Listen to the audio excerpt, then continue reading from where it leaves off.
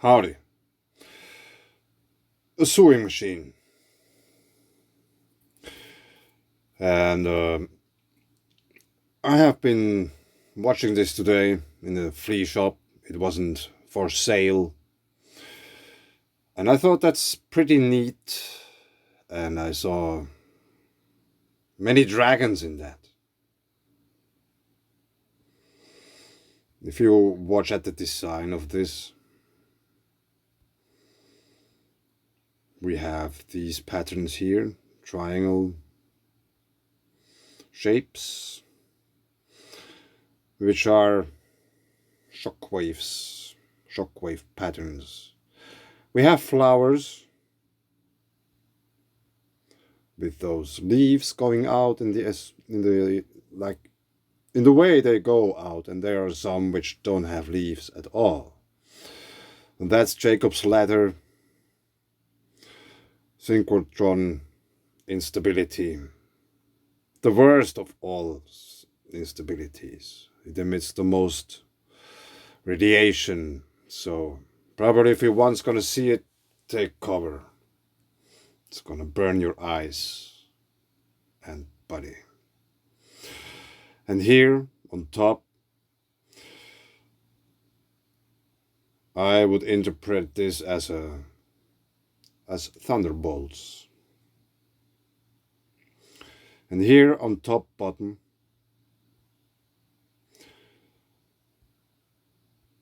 we have this. That's very neat. We have repetitive patterns once again. In a way, the triangles are missing, but they are on the machine. Polar configuration in many different forms. We have a cross here. We have spheres here as well. And we have this kind of radiant features to the whole thing. And sparks shooting out. I would consider those as thunderbolts of the gods as well. So it's really difficult. Oh, no, it's not difficult. Not at all. It's just somehow really, really amazing. If you walk into whatever shop, that's a second-hand shop, something, you will see repetitive patterns all over the place. Like, old stuff is very cool because they are like still made with a certain love to the symbols themselves before everything got commercialized and, robots doing the stuff and not humans anymore. So people with no knowledge about their history creating robots with even less or not knowledge at all. They just got programmed to react in certain manners. So that's the flea shop sewing machine. And then we went to a real shop where you can buy new stuff. Design from Finland. Check it out. That's a glove to take some stuff out of the oven when it's hot. There's random pictures on that. Really? There is whatever things you want to have. Plasma instabilities, they're all of them. And these might be wind patterns in the skies. We have double helixes. We have, of course, waves. We have triangle shapes.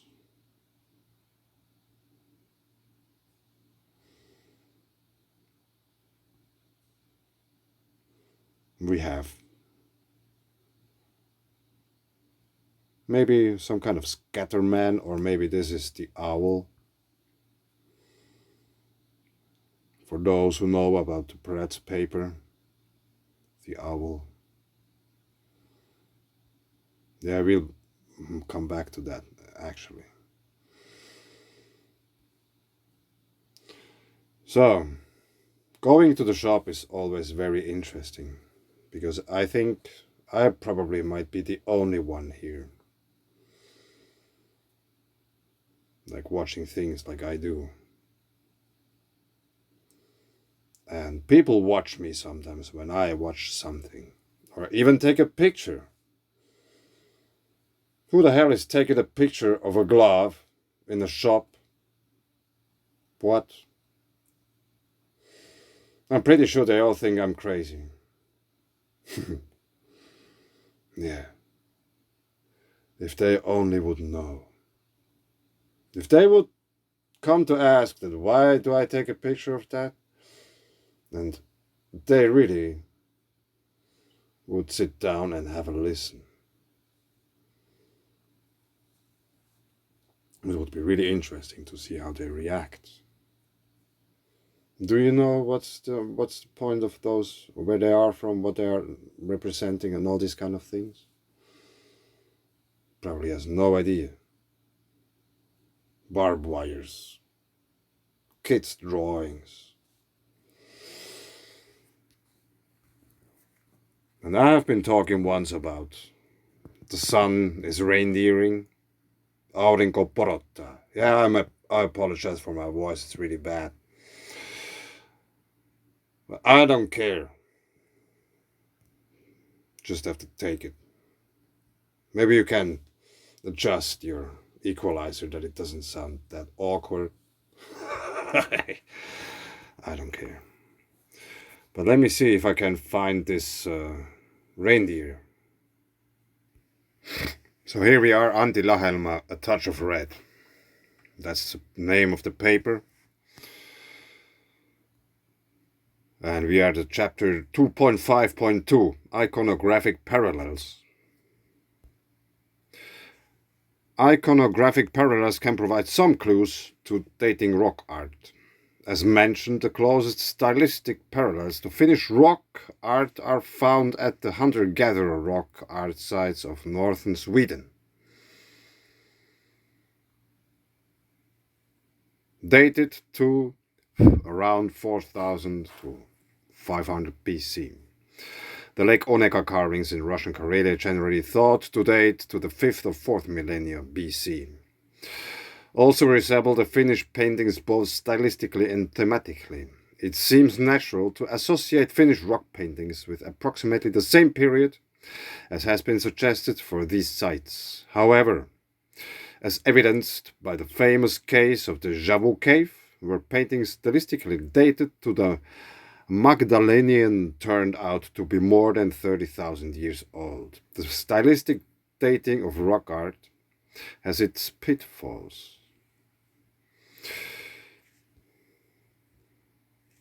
Iconographic parallels. A. One of the net figures. Southern Finland. B. A similar figure at Alta, northern Norway. The owl, and it might discharge on the side like this in the sky, which takes on the form of a reindeer.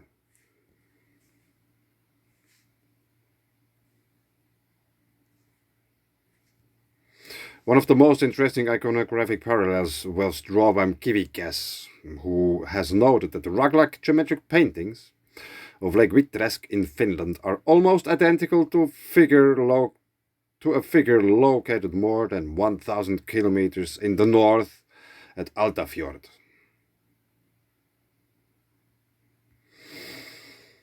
So, we are still talking about the glove and the sewing machine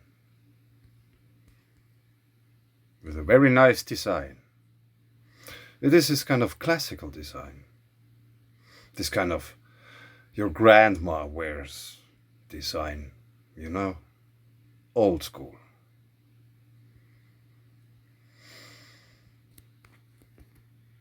But there's so much stuff hidden in those for most of the people.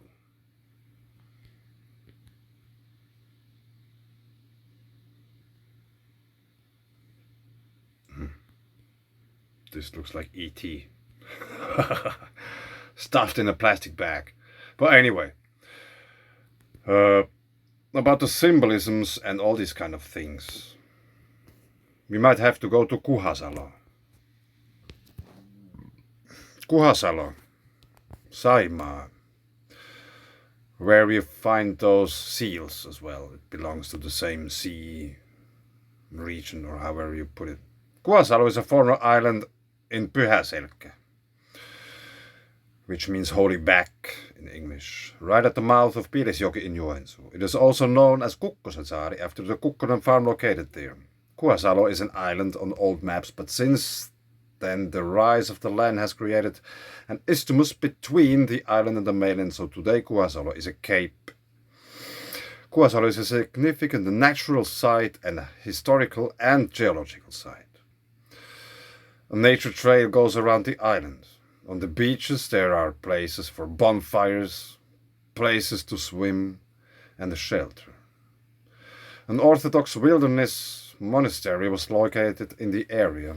On the side of the monastery or nearby there is currently an icon canopy as a memorial, whose architecture with dome roofs resembles the architecture of Orthodox church buildings. Stone has been quarried from the rocks in Kuazalo area. In the middle of Kukkosensaari is a small open pit quarry, from which stone was carried for Piilisjoki Zoo floating structures in the 50s and 60s. It was later used to store ice for dairy products.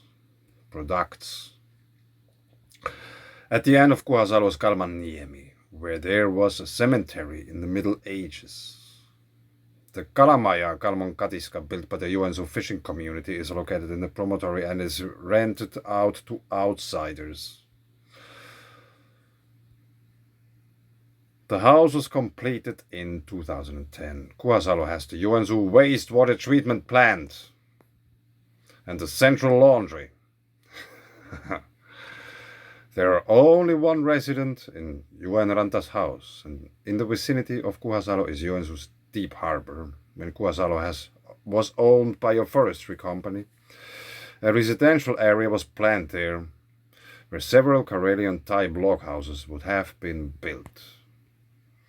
We have also a rock carving, which no one knows what it is.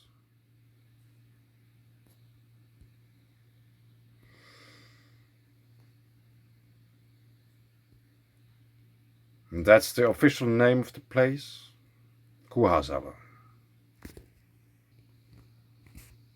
And I call it the Plasma Rocks. That's from my paper. The plasma rocks are within the Arctic Power Exchange Circuit, and the plasma rock site is situated within the polar electromagnetic current system. You can read the whole article.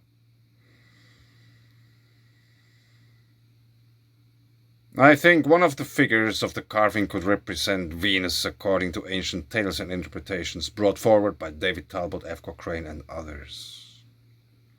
Here we have the carving again, and I think it could be Venus. On the left we have a picture from Thunderbolt Project, the archetyped serpent of creation.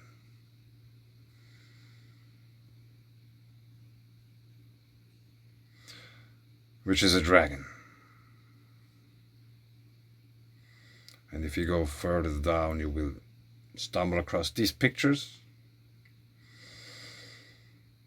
Again, on the left, the seal of Duke Valdemar in 13th century. I think this looks like a dragon and not like a lion. In the middle we have the Finnish coat of arms with a lion. And on the right we have the Finnish lion stuck on top of the Habsburgian lion. And I remember when I tried to make it this kind of picture with my cell phone, I messed up and I just resulted in this one. And I noticed that they fit perfectly together. So I just left it like it was. Put the names on it.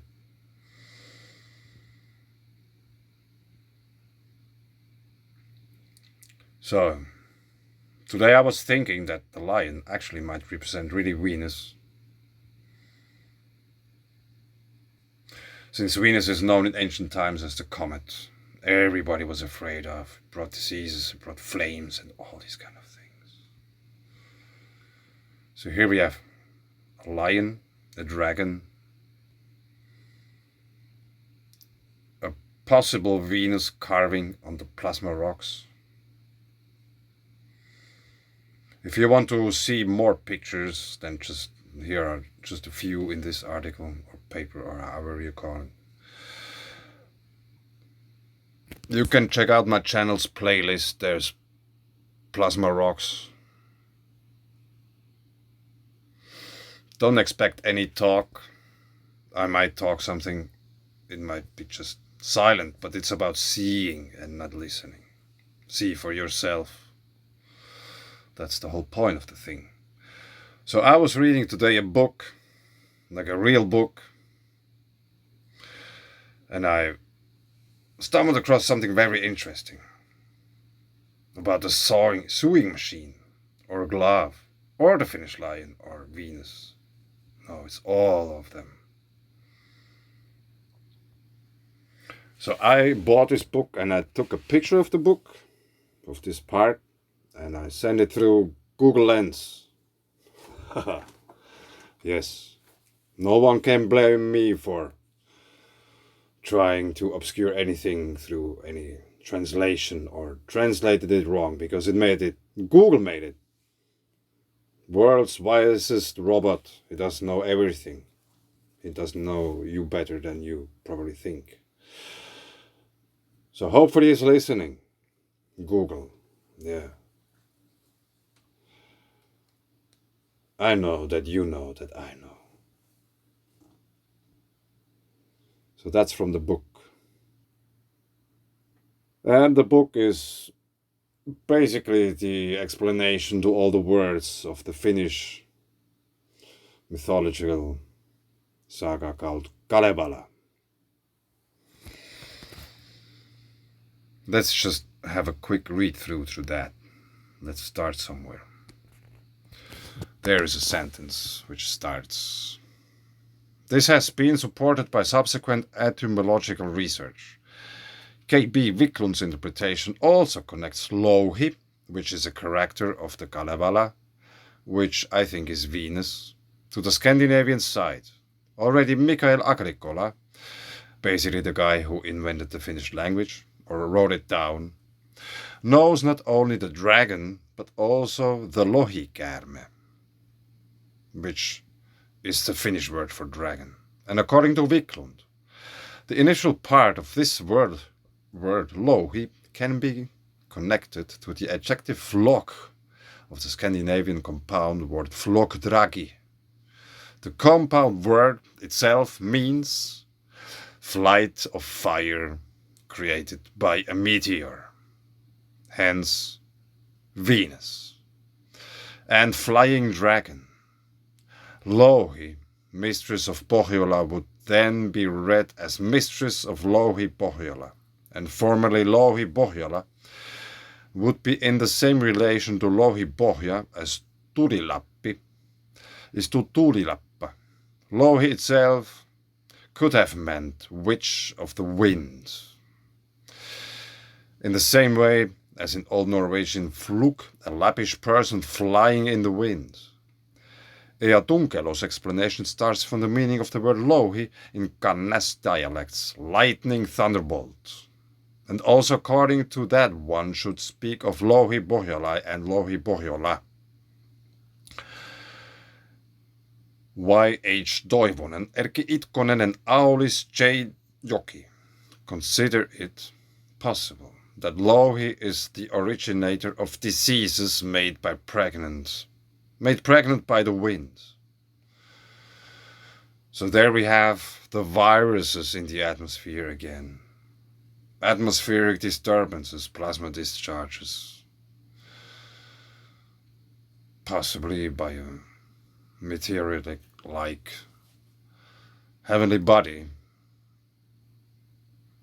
which might be Venus, or is Venus quite likely.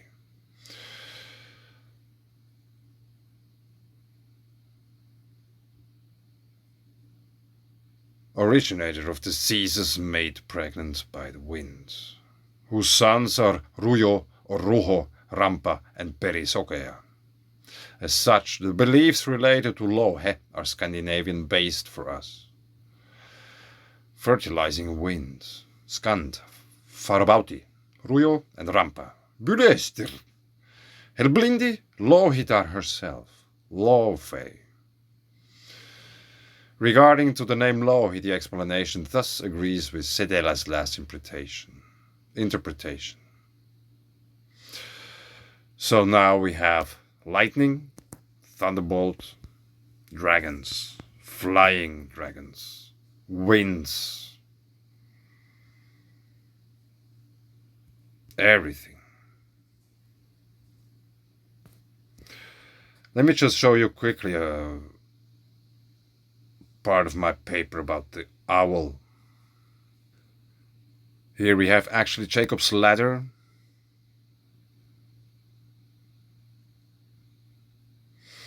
Anthony Perrat, characteristics for the occurrence of a high current sea pinch aurora as recorded in antiquity. And that's just some random stove door in Finland. You know?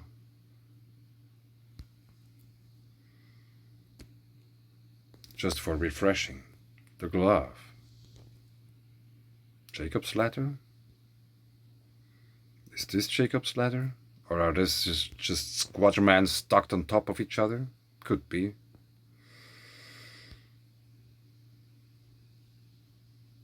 There's another Jacob's ladder kind of thing. Maybe even this one. But I was supposed to show you the owl. Squatterman. The owl. Eye and nose masks. Isophotes from a portion of the graphical solution of the Chandrasekhar-Fermi equations. Right eye mask and prominent nose petroglyphs.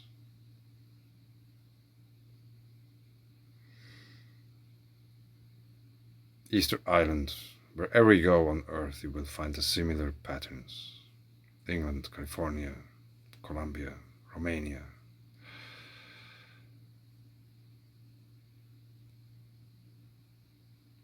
And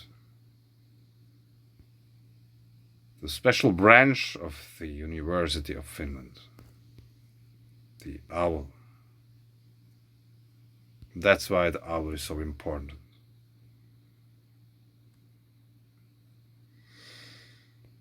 Yeah, but I think I leave it here. I have no idea what I was